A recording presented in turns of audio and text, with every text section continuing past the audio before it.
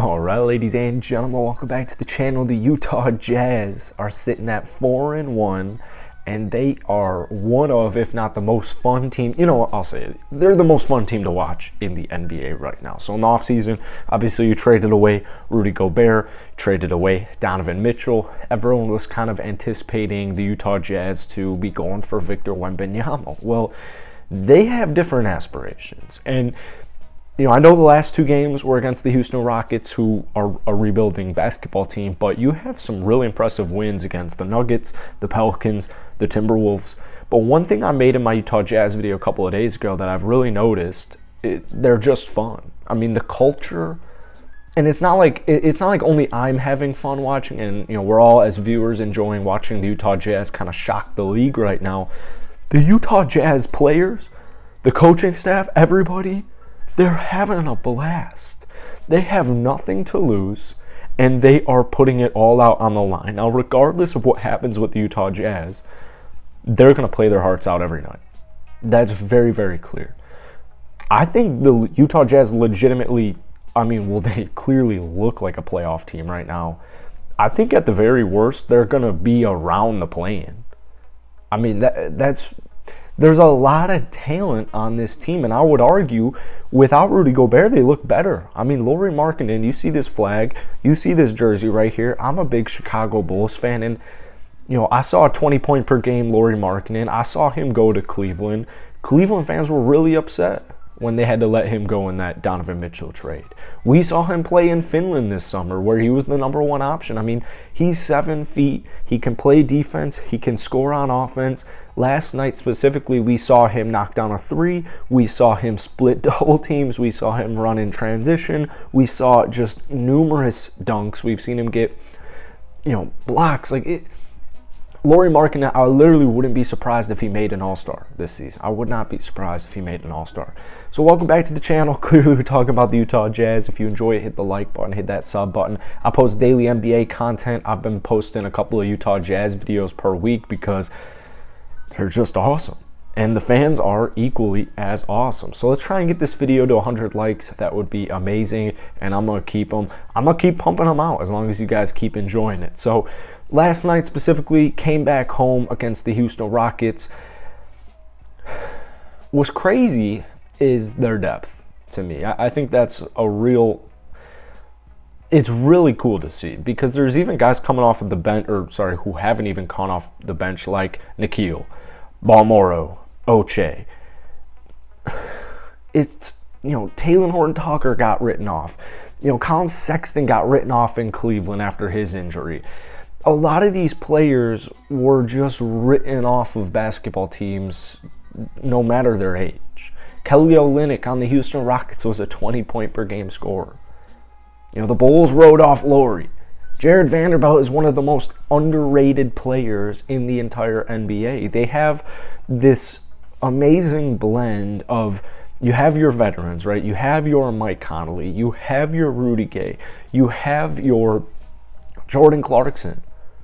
I love seeing the news report a couple of days ago saying that Utah Jazz will be holding on to Jordan Clarkson and that he is very unlikely to leave. Last night specifically, basically the way the game started was, it started a little bit slow for both teams. Utah really ramped it up in the second quarter especially. They kept their foot on the gas in the third, and once the fourth quarter came, there was some sloppy decision making. The shots just weren't falling. Houston, they're a very young team as well. They will run you off the floor any chance they get. And so Houston started inching their way back from their deficit. And what we saw from Jordan Clarkson specifically at the end of the fourth quarter was he kind of just took over the offense, which is exactly what you want. Clarkson last night in general just finished with 20 points, 6 rebounds, 5 assists, 2 steals, a block, shot 5 of 10 from downtown. But I thought it was really cool because, he's a beast in transition. He can knock down open shots, clearly. He can knock down, spot up threes. He can collapse defenses and find the open man. There's plenty of hockey assists where it's, say Clarkson passes it to, he collapses the defense, kicks it out to Conley, and then Conley finds, Lauri Markkanen in the corner, what have you. So Jordan Clarkson is, he's a dog.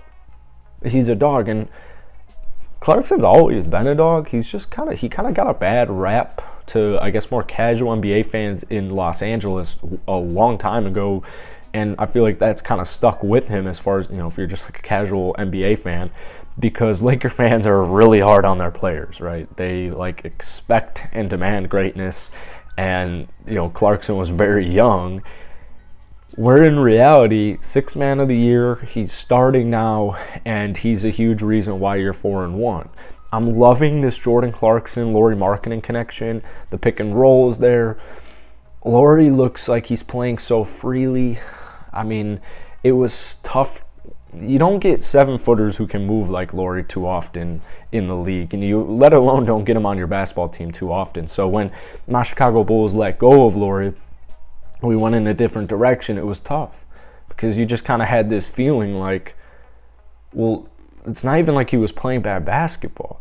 And so he goes to Cleveland and they put him at the 3, and he was vital on the defensive end especially, but he helped stretch the floor. And as we're seeing through 5 games for Utah, there's a multitude of different things he can do, both offensively and defensively speaking. And so it's no surprise that Cleveland fans were also upset that he was let go of in that Mitchell trade. And, now Utah, it's very clear they have this gem of a player. I don't want to get it. I believe he's averaging 23, 8, and 3, but I'm going to double check it. 22, 9, and 3. So, I mean, he's almost essentially 20 and 10 with a couple of assists, a couple of defense statistics. He can spread the floor, obviously.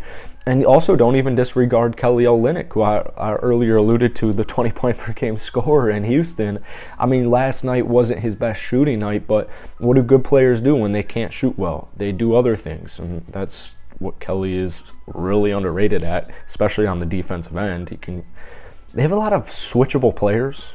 I just like their personnel in general, but offensively, I mean, he had 8 rebounds, 6 assists, 3 offensive rebounds.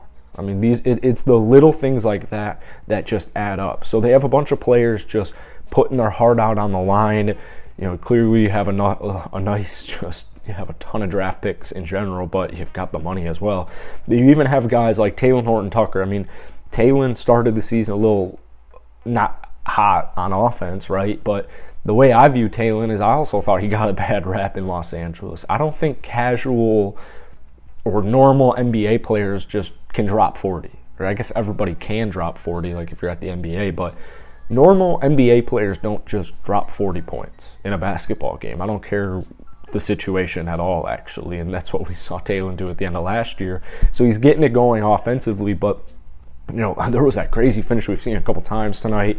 He can rebound, he can distribute, he's one hell of a defender, and if he can ever get that 3-point shot going, I mean, I think Talen could be a star in this league. You also have Malik Beasley coming off of the bench right now. He made pretty much the game winner the game sealer, I should say, last night. He is 4 steals, a block. He also was often overlooked for Minnesota. Minnesota right now is feeling the departure of all of their critical, what most people thought were role players. I mean, these are guys that win you championships. These are guys that help just take your team to that next level. So Walker Kessler throwing in blocks, the block party. I think Fontecchio is I have a Daily Live NBA show, and my buddy and I were talking about how he could be a possible low-key rookie of the year. I saw a popular NBA YouTuber say, like, random created players making threes or whatever. I saw them like, hold on. No. I won't stand for that. So there's just a bunch of talent on this basketball team, I guess is the point of this video. So let me know what you guys are thinking about the Utah Jazz. As always, hit the like button, hit that sub button. If you want more Jazz content, show some love down below in the comment section. And I just want to hear some Jazz love. So peace.